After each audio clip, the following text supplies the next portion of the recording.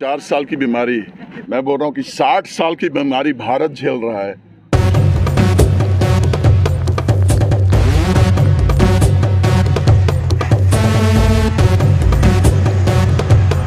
तख्त बदल दो, ताज बदल दो, बेईमानों का राज बदल दो। 4 साल की बीमारी, मैं बोल रहा हूँ कि 60 साल की बीमारी भारत झेल रहा है, उसको मोदी जी ठीक कर रहे हैं। तो इस पर भी विशेष ध्यान दिया जाए। देखिए, हम राजनीति करते हैं जनसेवा के लिए, यह एक ईश्वरीय कार्य है।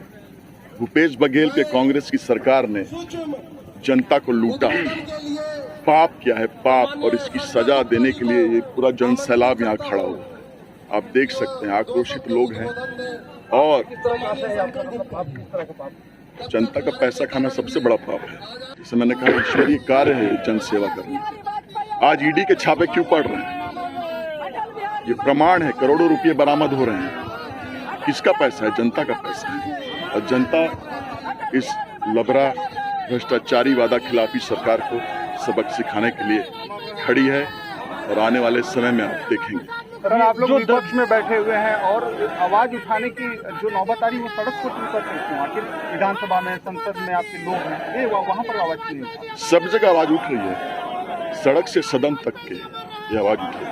अभी जो की भ्रष्ट और कमीशनखोर सरकार, जिसका मुखिया छत्तीसगढ़ का सबसे बड़ा लबड़ा भूपेश बघेल है, वो छत्तीसगढ़ की जनता के साथ विश्वासघात किया है।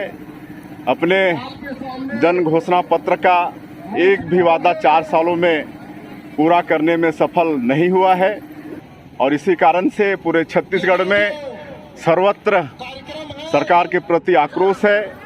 और एक कहावत चरितार्थ हो गया है कि छत्तीसगढ़ में ऐसा कोई सगा नहीं जिसको भूपेश बघेल ठगा नहीं, और छत्तीसगढ़ का सबसे बड़ा लबरा का उपाधि यहाँ के प्रदेश के मुख्यमंत्री को मिला है। और इसीलिए भारतीय जनता पार्टी जिला जसपुर के नेतृत्व में ये 2 दिवसीय पदयात्रा का आयोजन है। बंदरचुमा से लेकर फरसाबहार तक, आज सबदमुड़ा तक है। कल सबदमुड़ा के आगे फरसाबहार तक पदयात्रा जाएगी, और हर मोर्चे में सरकार फेल है।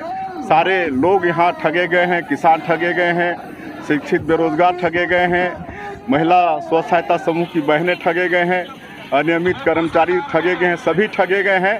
और सभी लोग 2023 के विधानसभा चुनाव में इस भ्रष्ट और कमीशनखोर सरकार को मजा चखाने के लिए अवसर के इंतजार में है। तो सड़क का मुद्दा है शायद, और नेशनल हाईवे पर 6-7 सालों से लगातार खराब है आपकी सरकार जो केंद्र में। 4 साल की बीमारी, मैं बोल रहा हूँ कि 60 साल की बीमारी भारत झेल रहा है, उसको मोदी जी ठीक कर रहे हैं। तो इस पर भी विशेष ध्यान दिया जाए। देखिए, हम राजनीति करते हैं जनसेवा के लिए, यह एक ईश्वरीय कार्य है। भूपेश बघेल के कांग्रेस की सरकार ने जनता को लूटा। पाप क्या है पाप, और इसकी सजा देने के लिए ये पूरा जन सैलाब यहाँ खड़ा हुआ है। आप देख सकते हैं आक्रोशित लोग हैं, और जनता का पैसा खाना सबसे बड़ा पाप है। जैसे मैंने कहा, ईश्वरीय कार्य है जनसेवा करना। आज ईडी के छापे क्यों पड़ रहे हैं? ये प्रमाण है, करोड़ों रुपये बरामद हो रहे हैं। किसका पैसा है? जनता का पैसा है। और जनता इस लबरा भ्रष्टाचारी वादा खिलाफी सरकार को सबक सिखाने के लिए खड़ी है, और आने वाले समय में आप देखेंगे। सर, आप लोग विपक्ष में बैठे हुए हैं और आवाज उठाने की जो नौबत आ रही है, वो सड़क को टूट कर क्यों? आखिर विधानसभा में, संसद में आपके लोग हैं, वहाँ पर आवाज क्यों नहीं उठा? सब जगह आवाज उठ रही है, सड़क से सदन तक के ये आवाज उठ रही है। अभी जो लहराते हैं देश कभी, चाहे जिसे इधर कर दे तू, चाहे जिसे उधर खाने। विजय बजंती पहली जो जग के कोने कोने में, उनमें तेरा नाम लिखा है सीने में बली होने में। घोर बड़ी सेनाएं तेरा बनता, सिंहासन आ गए चल तेरे सब कुछ डाले में।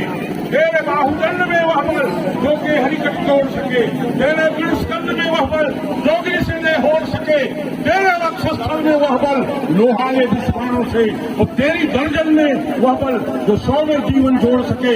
सब लोग गंभीर गर्जना के साथ आगे बढ़े और आने वाले समय में सरकार बनाने के लिए तैयार हैं। इन्हीं बातों के साथ आप सबका हृदय से बहुत बहुत स्वागत और सम्मान करते हुए। देखिए, तख्त बदल दो, ताज बदल दो, बेईमानों का राज बदल दो। आज विषय रोड का नहीं है, विषय सभी विषय का है। 36 वादा किया था 4 साल पहले कांग्रेस की सरकार ने, और कांग्रेस की सरकार में ये भी वादा किया था कि सरकार बनने के 10 दिन के बाद हम सारा वादा को पूरा करेंगे।